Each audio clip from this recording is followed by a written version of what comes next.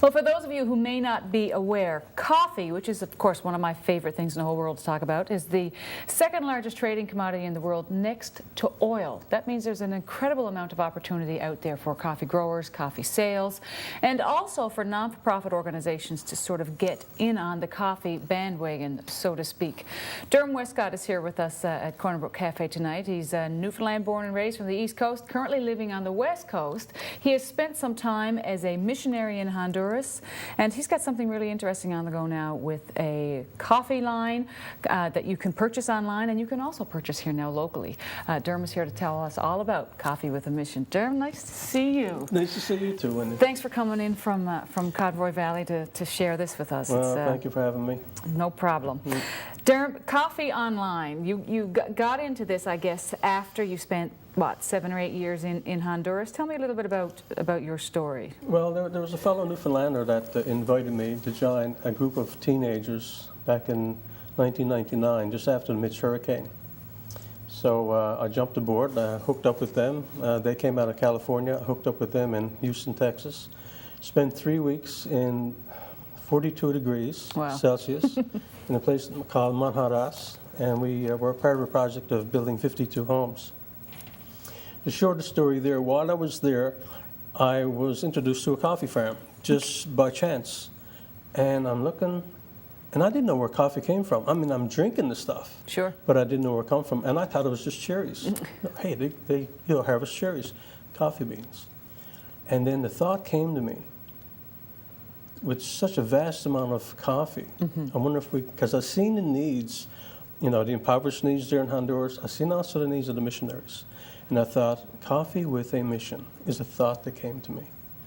And it grew from there. Today, we have an e-commerce site. We've been on the go since 2002. We started an international organization called International Alliance for Missions. And we piloted coffee online, and we have our own brand coffee called Manos de Cafe. That supports a ministry called Manos Extendidas. Manos de Cafe is coffee hands. Manos Extendidas is hands extended. Wonderful. You tie it together, and it's reaching out and just helping the kids and then missionaries there through the sale of our coffee. So people can order this online, right? And you've also now branched out. Coleman's is carrying this. So, I mean, right here on the West Coast, you can just go into the supermarket and pick this up. They're our very first supermarket to take an interest in our. I think it's more than just a product. I think it's the idea that's behind it. The management there, they've seen it, and they've bought into it. Well, I mean, it's twofold, right? Because the profits from the sales of this coffee are funding us a couple of different things. I mean, it's the work in Honduras itself, but then as you were mentioning, it's the support for a project to support missionaries. You've been in the mission field. Very difficult work. Very difficult. My wife and I went there. It was in 2003, and we went with a suitcase. But we had lots of spunk in us, and we went down, and very little support. And this started to take off, and then we started to sell the coffee to visiting missionaries and visiting mission teams from all over. Like, they come from Europe, Canada, United States, and we would sell this coffee to them. And this is how we'd gain the funds in order to buy food for the kids in 2 feeding centers. Wow. So as a result of that, we started to really, I guess, figure out and how to refine the coffee, pick out the best coffee, look for the best packaging, design. This is our second label that we've gone through. Design the label, trying to get our brand down, and we've been doing it that long now. We figured that we've got some rights in the marketplace. We've got a good quality. It's a gourmet coffee. It's not a cheap coffee. It's something you find at Starbucks. It's a coffee that you pay $15 a pound, right? And we can get it to your door for less than that if you buy the right quantities. Wow. So, I mean, it's socially conscious coffee, right? That's right, which is a general term. Social conscious coffee, we were all fair. When we started off first, we went totally fair trade coffee. Because not only was it a political thing to do, I think it was the social conscious thing to do. But as we got into it and we started to realize that we can have a social conscious coffee, have more profit in our till for our projects if we had our own brand of social conscious coffee. And we started Fairway Coffee. It came from when my wife and I were just kind of brainstorming, talking about it, And it's a fair way to do business, if you're buying coffee, you're selling it, and it's going into nonprofit organizations. She said, Fair Way Coffee. Fair Way Coffee. That's what we're going to call it. So fair way, slightly different than fair trade. Slightly different, yeah. But it's also trademarked here in Wonderful. Canada. Wonderful.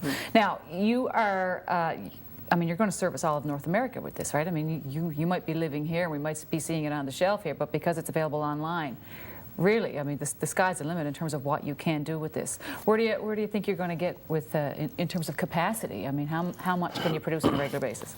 Well, it's a business. It's a nonprofit business. It's for a good cause and everything, but it is ran like a business. Right. So, with any business, there's no ceiling on the limit. I mean, how much can we produce? Our roaster can produce 10,000 pounds a day. Really? So if we can get just 10% of their production rate a day, I think we'd be doing okay. So that's not the challenge. The challenge is, because we're nonprofit, we don't have marketing dollars. We don't have $100,000 to put this thing together and get it out there. So we got to do with whatever means anybody will volunteer give us, regards to their abilities, their skills, right? Financing. So we just launched a brand new website, coffeeonline.org. Wonderful. And it took us a year to do that, but we relied on volunteers. That's great. But these are all professional people putting it together. And all the information is there about the projects, about the product, and about where all the proceeds is going, and I guess the mission and the ministry that this is helping. Bearing on everything is there. That's wonderful. There's more pages than I care to think about now. That's great. That's great. Well, for anybody who wants to try a new brand of coffee, this is the one to try. That's all I drink. All right. Derm, it's great. Thank you for coming in and sharing this with us. Thank you very much. Good luck with this, Thanks, and I hope Wendy. you have a lot of success with it in the future. Derm Westcott, if you want some more information, coffeeonline.org.